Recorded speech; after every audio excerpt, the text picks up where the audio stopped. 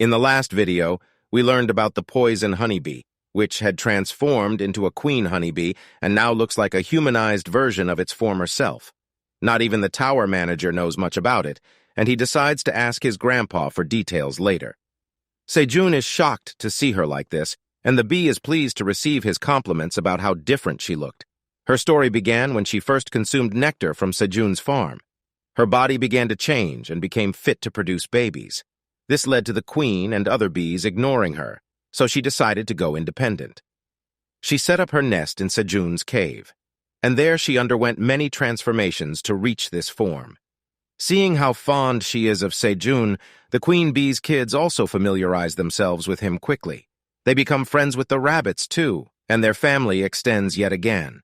A few days later, the blue moon has blessed a carrot with its power, and as Sejun harvests it, he finds it to be of better rank than his other crops. He gives it to the rabbits, as they want it more than him, and goes to harvest other blessed crops. He even completes his pending quest by giving a blue cherry tomato to the manager, who says he will think about giving Sejun a reward. Meanwhile, Theo is back from his sales trip, and now the baby bees think he is a threat. Sejun calms down the matter, and the bees accept Theo as a part of the cave. Then they discuss the sales. This time, Theo had sold the tomatoes for more than the marked price, and he gave the profit to Sejun. The tower manager had been keeping an eye on the merchant all this time and informing Sejun about it. But then he sees Theo snacking on churu, a cat snack from the outside world.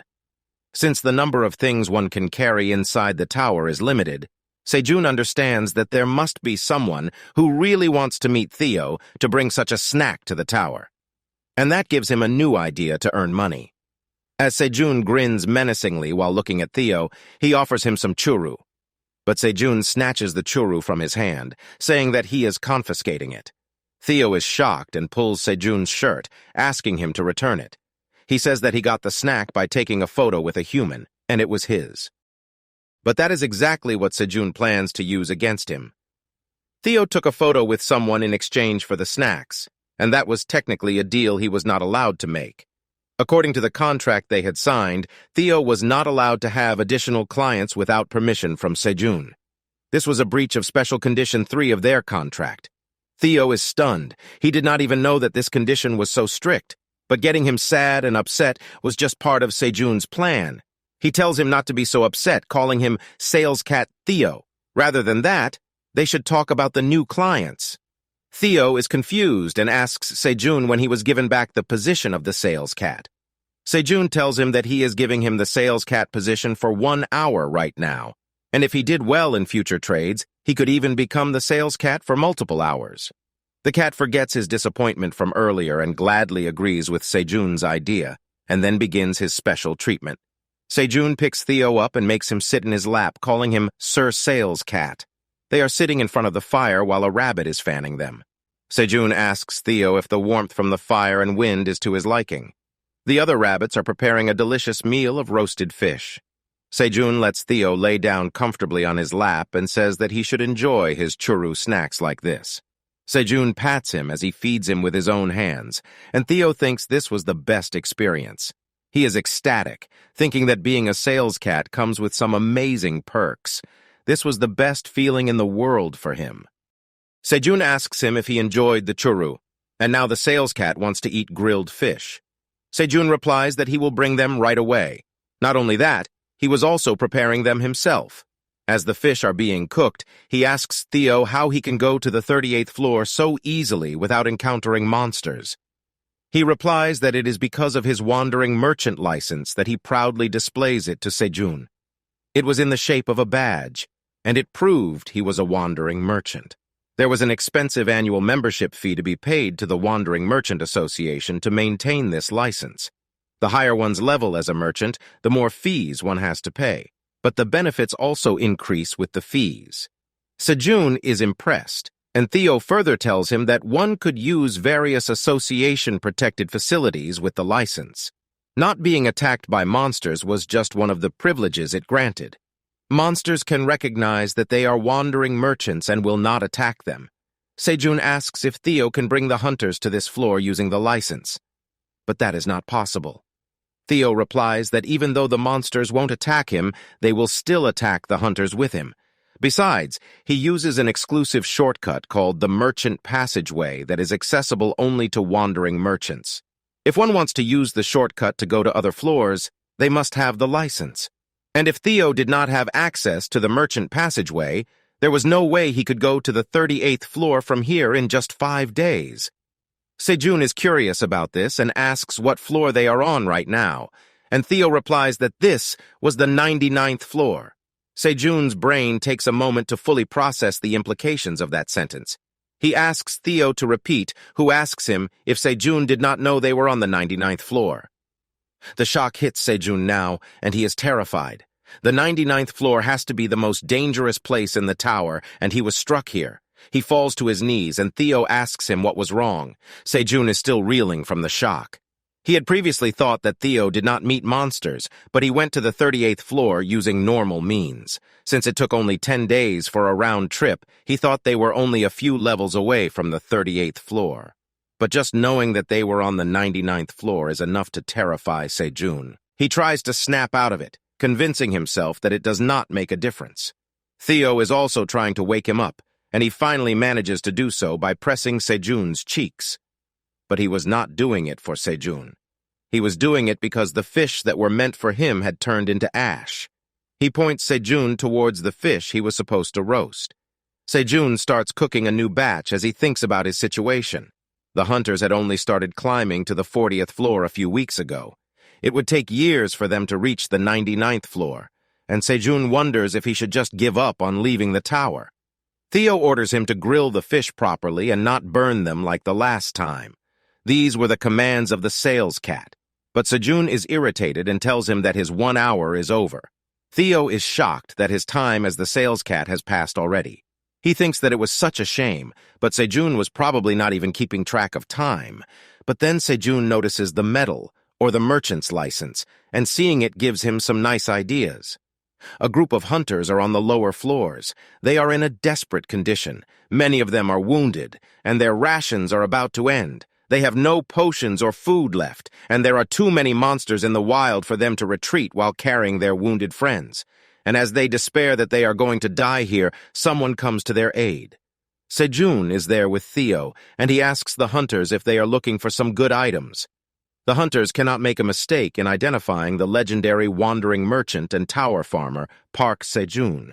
And along with him is his mascot, the orange sales cat, Theo. They exclaim upon meeting them, and Sejun acts smug as he says that his story has reached everywhere. The hunters praise him, saying that the legends about Sejun are true. He appeared in front of the helpless hunters and saved them. They want to buy everything he has and give him all the tower coins they have. Sejun and Theo are happy to have earned a lot of money. This was what he imagined as he saw the wandering merchant's license. It was a nice dream, and Sejun asks Theo if he can also become a wandering merchant. But Theo says that he was someone from outside the tower. Only creatures born inside the tower could become wandering merchants. He asks Sejun if he did not know even that. Sejun is devastated yet again. As he shivers in rage and disappointment, Theo tells him that no matter how cool it sounds, he should give up on it. But then Sejun shouts at the top of his lungs, pulling his hair and cursing his fate. Theo and the Black Rabbit are startled as they are standing closest to him. As Sejun curses the tower, other rabbits are also shocked, as are the bees. The tower manager feels like he heard something, even though his office is far away from the cave. Sejun cools down and finds everyone staring at him. Theo is standing on the Black Rabbit's head and asks him why he was shouting like that. He scared them. Sejun sighs, thinking that nothing has changed with this knowledge. He should have prepared himself for any type of hardship the moment he entered the tower. And it would not be a good thing for him if he got angry like this. And as he thinks about what he can do if he cannot escape the tower, Sejun takes a deep breath. He then says that he will live every moment to the fullest. If he could not get out of the tower, he would make this place his home. The story then moves on to the human world. In an office, a woman has brought 2 magical cherry tomatoes to show a man. He asks her if they were the rumored magical fruits that were recently gaining popularity among the hunters. The woman says that he was right. These were the same mysterious fruits. They belonged to her brother, who was a part of the Phoenix Guild. He had told her about his meeting with a wandering merchant from whom he bought these tomatoes. She cannot see the information window on the fruits, but she knows that the man is a hunter and can see it. The woman is named Jenny, and she is the CEO of Easter Pharmaceuticals. The man is called Michael McLaren, and he is the vice president of the Gaggle Food Company. He laughs as he reads the description of the magical cherry tomato. He is not impressed and calls it a crappy item, asking what Jenny wants to do with it. But she asks him if Michael, who was the vice president of a company that controlled 39% of the global food market, lost his touch for business. Michael does not like her words and tells her that even though she is the CEO of the Easter Pharma Company, nothing good will come out of running her mouth carelessly. That was a warning and a threat for her not to speak nonsense. But Jenny is not intimidated by the threat. She confidently snaps her fingers, and a screen opens up showing the details of the research they had done on the cherry tomatoes. It mentions that not only could the cherry tomatoes dissolve 10 grams of fat instantly upon consumption, but they could also improve one's metabolism. It could increase the basal metabolic rate by 5–10%, meaning a person would burn more calories while doing the basic life-sustaining things like breathing and digesting food. As Michael reads the report, he is stunned. It seemed too good to be true, and now he realizes what Jenny wanted to say. She then explains that they failed to extract the active compound of the magic cherry tomatoes in the lab. It was obvious since the tomato was an item from the tower, but even in such a short period of time, they were able to get some astonishing results from their research, which were already beyond their imagination. Michael reclines in his chair as he asks Jenny what her reason was to show him this information. This was a business she could monopolize on her own. But Jenny replies that she needs something from the vice president. She needs his previously unsuccessful tower farming project. Michael is shocked. He asks how Jenny knew about the project, but she just laughs as she gets up. Jenny asks Michael if he does not want to regain the trust of his father, who is the current president of Gaggle Company. The board of directors was going to choose the new chairman of the company on behalf of the current chairman, who was sick, and it seems that Jenny has eyes on that position. That is why she was willing to exchange this valuable information with Michael.